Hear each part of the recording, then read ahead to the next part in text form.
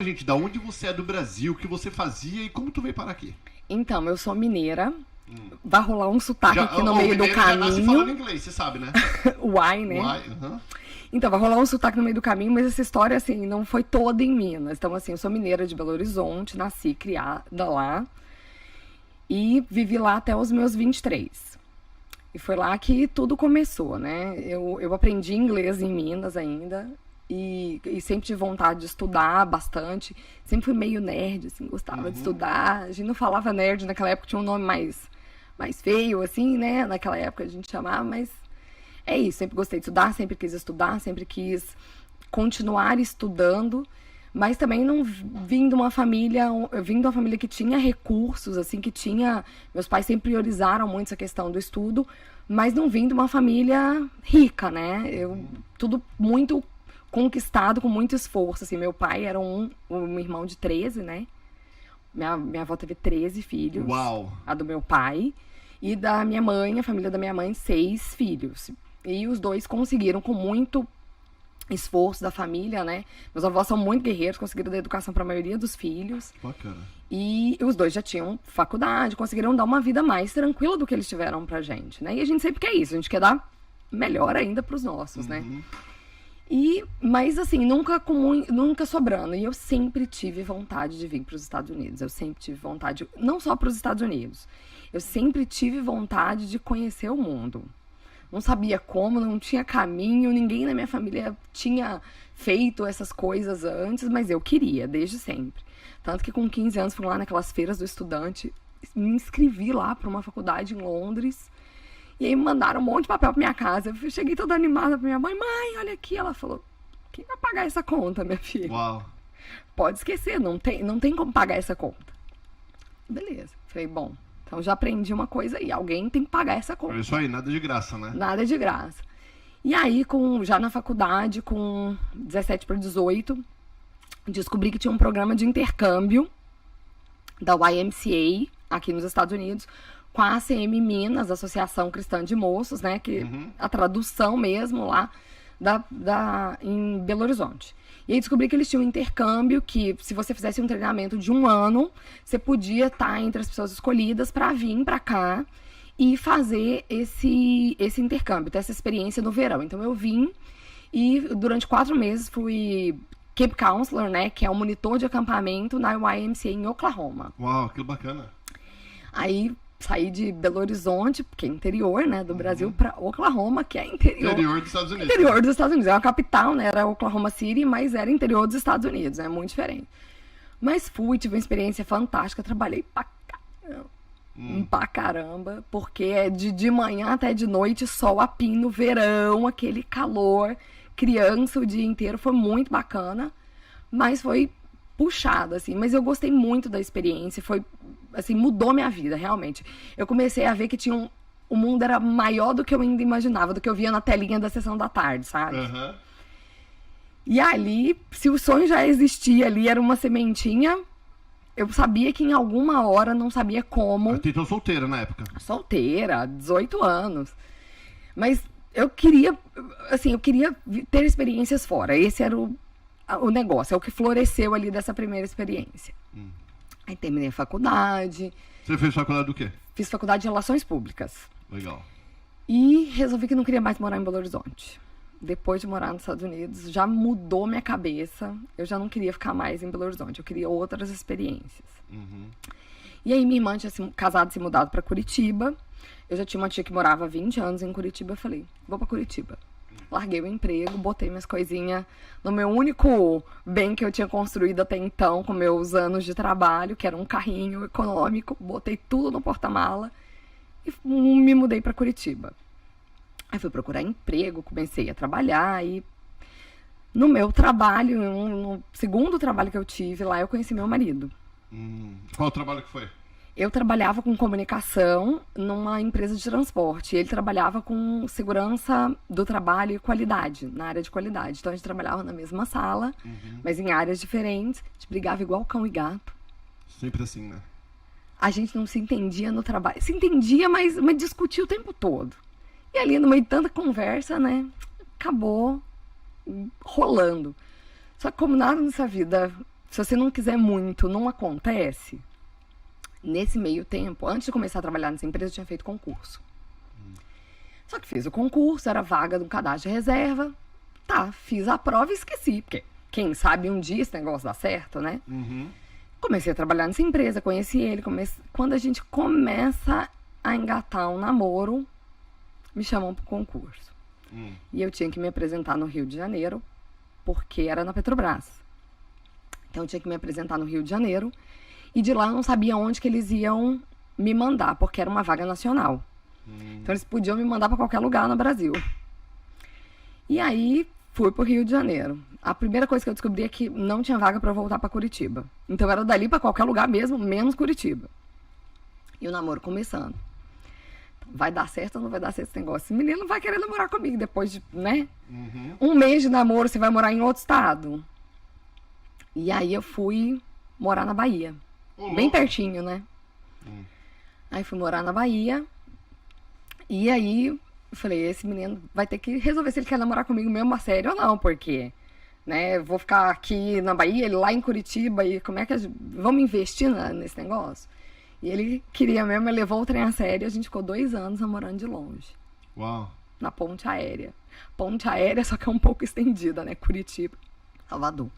Isso em 2006. Bem naquela época do caos aéreo, que não tinha voo, que eles cancelavam voo do dia pra noite, aquele rolo.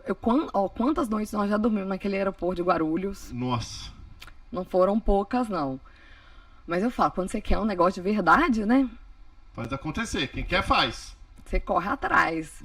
Os perrengues, né, faz parte do processo.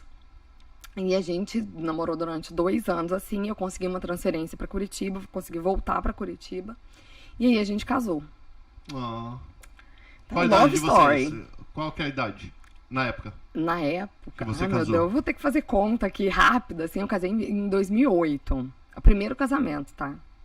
Porque nós casamos 3 vezes já. O mesmo junto? Mesmo marido, mesmo esposa e 3 vezes. Que vontade de casar, não é? Nossa, Então a gente casou em 2008, a gente casou no civil, né? Porque era o que dava, eu tava voltando, a gente queria, né, viver a vida. Casamos no civil, em 2008. Nós tínhamos 26. E aí, aquela coisa de brasileiro, né? Se você tá começando a fazer a vida e tal, tem que comprar uma casa própria. Seu objetivo de vida é um investimento. é a sua segurança da vida, né? Essa ideia que a gente tem, principalmente quando a gente é novo e vê que essa fórmula foi o que todo mundo fez até então, né? Então a gente comprou um apartamento lá, juntou dinheiro, fez financiamento de 30 anos, aquela história toda, comprou um apartamento e fomos viver a vida. Mas aquela vontade de morar fora, de conhecer o mundo. Era de morar fora, não, era de conhecer o mundo. Essa que era a verdade. Era a tua vontade. Era a minha vontade. E eu fui plantando a sementinha ali, né? E aí, assim, a primeira viagem que a gente fez pra fora do Brasil foi na lua de mel. Porque a gente descobriu, né? Piar de tudo, como fala lá, piar guria. Muito novinho, não sabia de nada, descobrimos que se a gente casasse, a gente tinha direito de pegar uns dias de folga no trabalho. Então tá, né? Então vamos fazer a tal da lua de mel, né? E onde que nós vamos? Na época tava muito barato viajar pra Argentina. É pertinho de Curitiba, tinha voo direto na época. Então vamos pra Argentina. A gente nunca, né? Ele nunca tinha viajado pra fora, só tinha viajado uma vez pra fazer esse intercâmbio, depois nunca mais. Vamos pra Argentina. Fomos pra Argentina. Que desastre. A Argentina tava passando um período bem difícil, com racionamento de energia, mais ou menos parecido com o que o Brasil passou. Um horror de viagem. Tudo errado. Que pode dar numa viagem, deu errado nessa viagem.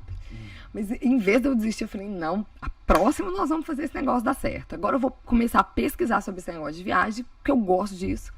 E vou começar a pesquisar. E aí foi o nosso ponto de vida, era pagar a casa e viajar. A gente trabalhava pra isso, vivia pra isso. O negócio era Sem filho, até então não tinha sem filho nenhum. Pagar as contas, pagar essa casinha, porque é a nossa segurança da vida, e viajar. E a gente começou, a gente foi pro Chile, e tivemos algumas experiências ainda ali, pertinho do Brasil, Chile, Argentina, que na época nossa moeda era boa, valorizada, dava pra fazer as coisas ali perto, né? Então assim foi. E aquela vontade crescendo. E eu comecei a escrever um blog de viagem. Porque como eu, naquela época, hoje em dia tem YouTube, né? YouTube é consolidado, tem muita informação. Naquela época tinha mochileiros.com. Quem é mais velho vai lembrar. Era um chat, né? Um grande chat, grandão lá, onde quem tinha experiência ia colocando lá suas histórias e ajudando os outros, tirando dúvidas. Legal. Então ali eu pesquisava e depois quando eu voltava, eu contava um pouquinho, eu resolvi, falei, não, vou fazer um blog disso, porque eu gosto de contar histórias, gosto de botar as fotos, vou começar. Plantando para não saber onde que vai colher, sabe? Uhum. Era só essa vontade de compartilhar, devolver para as outras pessoas que ajudavam a gente nessas viagens. E aí, depois de um pouco viajar, não, tá na hora agora, vamos passar subir mais um degrauzinho, vamos ter filho. Então tá, vamos ter filho. E aí chegou Luizinha, 2012, primeira. E eu sempre quis, assim, eu queria já ter meio seguidinho, eu queria irmão parceiro, porque era o meu caso, né? Uhum. Então, a gente teve a Luísa em 2012 e a Isadora em 2014.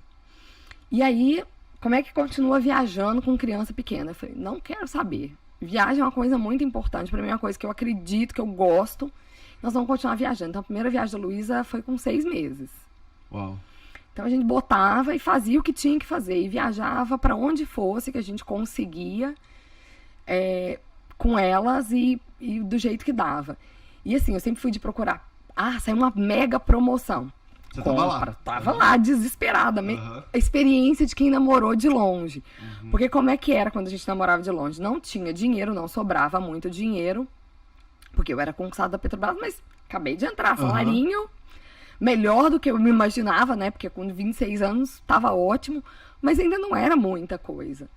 Então, o que a gente fazia? Tinha que fazer esticar, né? Tinha que fazer esticar. Dava pra fazer o que a gente queria, mas se fosse bem controlado. Então, dava aquela promoção. A promoção começa meia-noite. Meia-noite eu botava o despertador. Ia lá, acordava, fazia, emitia passagem, desesperado. Os dois, ele em Curitiba e eu em Salvador, emitia a passagem. Beleza, deu certo, vamos pra próxima. Aí, quando que a gente vai conseguir viajar de novo? Tal época. E as férias era assim, as férias ele ia pra Salvador pra ficar comigo e eu ia pra Curitiba pra ficar com ele, porque pra gente maximizar o tempo junto. E isso eu aprendi a viajar econômico, né? Então, toda viagem nossa era assim. Aí, uma vez a gente conseguiu ir, eu queria muito ir pra levar minha mãe pra Portugal, porque minha mãe é de descendência portuguesa, ela queria ir. Um dia eu tava lá no meu horário de almoço e chega assim um e-mail de promoção, não lembro nem de que companhia que era. Passagem tava tipo R$800 e de volta pra Europa. Falei, nós somos 5, porque era eu, Wilson, as meninas e minha mãe. 5, beleza, vamos entrar lá, vamos ver se eu consigo. Aí consegui uma passagem, consegui pagar menos de R$5.000 em 5 passagens pra Europa. Uau!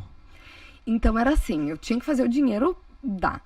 E com isso, pesquisando um monte sempre sobre viagem, colocando no blog quando dava, porque aí já era trabalho, 2 filhas, o blog e a vida, né? Mas como eu sou dessas que a gente tava falando antes de começar, né? Que quer fazer um monte de coisa ao mesmo tempo, elétrica, virada no saci, como dizem em Curitiba. A Isadora, com 10 meses, eu resolvi que eu ia fazer um mestrado. Uau. Porque apareceu uma oportunidade. Eu já tinha me inscrito para esse mestrado antes da Luísa nascer. E não rolou. A oportunidade rolou com a Isadora, que já era a segunda filha. Então, eu tinha uma filha de 2 anos e 10 meses e uma filha de 10 meses. E eu tinha que começar o mestrado. E não era em Curitiba, era no Rio de Janeiro. Então, eu tinha que, uma vez por mês, ficar uma semana fora nesse mestrado. E no trabalho, tranquilo, pessoal? Era pelo trabalho. Pelo trabalho, perfeito. Era pelo trabalho. Então, assim, essa parte do trabalho estava coberta. Mas eu tinha 2 crianças pequenas, Paulo. Sim. E não foi só isso. Quando a Luísa estava com 1 ano, a gente comprou um terreno, porque a gente viu, a gente tem uma filha, a gente tá devendo um apartamento, e a gente já quer ter outro. Então, assim, vamos pensar num lugar maior? Tá bom. Então, surgiu uma oportunidade, compramos um terreno, mas tava lá um terreno pagando outra dívida. Porque o negócio é fazer dívida, né? Então, pagava uma dívida de um apartamento e uma dívida de um terreno. A gente falou, não, agora tá na hora de vender esse apartamento e começar a construir. Só que nesse meio tempo veio Isadora, e aí veio o mestrado. Então, quando a gente começou a obra, a gente tinha 2 filhas, uma com 2 anos e 10 meses, uma com 10 meses. Eu tava viajando uma vez por mês pro Rio de Janeiro para fazer o mestrado. o Wilson, meu marido, viajava para São Paulo a trabalho com frequência e a gente tinha uma obra ainda para cuidar. E aconteceu tudo ao mesmo tempo. E era uma oportunidade, ou a gente enfrentava, ou não ia. Então, vamos enfrentar essa história. E aí a gente foi para casa da minha mãe, juntamos, vendemos um apartamento, porque sem o dinheiro do apartamento não dava pra construir, gente. Não é assim. É tudo planejado, mas nada sobrando, né? E aí fomos pra casa da minha mãe ajudou a gente nesse período com as minhas filhas pequenas, o Wilson viajando. A gente fazia um estica, porque ele nunca podia viajar quando eu tava viajando e vice-versa. Era um rolo, mas dava certo. 2 anos, concluo esse mestrado, ótimo, que bom, tá tudo indo bem, a casa fica pronta. Que beleza, a vida tá ótima. O que esse povo quer mais? Aquele bichinho que tava lá, desde sempre. Começou, e agora? E agora? O que a gente vai fazer? A gente quer viajar, mas a gente quer morar fora e não é só viajar. E o Wilson, eu já falava inglês, o Wilson queria falar inglês também, ele queria ter essa experiência internacional também. Ele falava, não, falta isso no meu currículo. E aí, veio a pandemia. Agora, 2019. 2020, né? 2020, isso. Porque passou tudo tão rápido que a gente já tá perdido já no tá tempo. misturado. Fevereiro de 2020, aí veio a pandemia, aquele bichinho já tava ali, a gente já gostava muito de Orlando, já não tinha uma oportunidade que a gente não podia, que a gente não queria vir pra cá. E eu falei, eu quero fazer doutorado. Sempre foi uma coisa que eu sempre quis continuar, então... Em publicidade? Em comunicação? Aí que tá, a gente sabe, a gente planta não sabe onde colhe. E eu não queria... Eu queria fazer o doutorado, mas eu não queria fazer em comunicação, que era a área que eu trabalhava há 15 anos, que eu tinha bastante experiência. Eu queria fazer em turismo, que era o que eu gostava, era a minha paixão. Eu falei, bom, se é pra eu largar a estabilidade do meu emprego, o meu país, família, tudo que a gente construiu, essa comodidade pra ter essa experiência internacional, eu vou fazer o que eu realmente quero. Se é pra arriscar, vamos... Vai com tudo. Vai com tudo. Só que aí, conversei com o Wilson, falei, Wilson, e aí? Vamos embarcar nessa história? Ele falou, se inscreve. Se acontecer, a gente enfrenta. Então tá. E a gente foi muito nessa. Então eu fiz, assim, o processo de seletivo para um doutorado. Então, peraí, aqui nos Estados Unidos, ou não? Lá no Brasil. No Brasil. Então vamos acelerar aqui. Tu já falou 20 minutos aqui sobre o Brasil. Vixe Maria. É porque também tem pouco tempo aqui. Então nós vamos chegar lá, né? Então, aí o processo seletivo no Brasil, essa parte para entrar no doutorado, ela tem vários processos. Então, tem que fazer prova para saber se o seu inglês dá, né? O TOEFL. Tem que fazer uma outra prova que é tipo um vestibular para pós-graduação que eles têm aqui. Então, tive que fazer essa prova. Tem que fazer, mandar currículo, fazer as inscrições, fazer entrevista. Isso lá para estudar aqui. De lá para estudar aqui. Todo o processo burocrático, mandar diploma. Gente, isso dá outro vídeo, né? Bem complexo. Que é um processo bem robusto e muito diferente do que a gente tem no Brasil. Então, entender esse processo, buscar ajuda para fazer esse processo. E fazer o processo todo foi de outubro de 2020 a fevereiro de 2021, quando eu tive a resposta. Fevereiro para março. Porque as universidades começam a dar resposta. E nessa eu fui aceita em 3 universidades. Uma na Carolina do Norte, uma no Norte, que agora é a Purdue, que eu esqueci agora o estado, e aqui, na UCF. Mas aqui era com bolsa de estudo. Falei, bom, não posso largar tudo sem bolsa de estudo. Bolsa 100%? 100%. Você conseguiu de lá do Brasil? Sim. Uau, que legal. Bolsa, eles pagam... como consegue? Então, esse é outro processo. Porque, assim, essa faculdade aqui, se você entrar, eles te dão uma bolsa, já é garantido. Se eles te aceitam, eles já te aceitam com bolsa. Algumas outras universidades, como essas duas que eu fui aceita... Não foi na Carolina do Norte. A Carolina do Norte eu não fui aceita. Eles me perguntaram se eu precisava de bolsa. Eu falei sim que precisava. E eu não fui aceita. Porque eles não tinham bolsa. Na University of Florida, que é em Gainesville, também fui aceita. Mas lá eu teria que batalhar uma bolsa depois do aceite. Entendi. E na Purdue também, que é uma ótima universidade, muito grande em várias áreas. A cidade gira em torno da universidade lá. Mas também eu teria que buscar uma bolsa depois de de aceitar, né? Entendi. E aqui não, já é tudo junto aqui. E outras também, pelos Estados Unidos afora, tem várias outras que quando você é aceito, já tem uma bolsa vinculada. Que legal.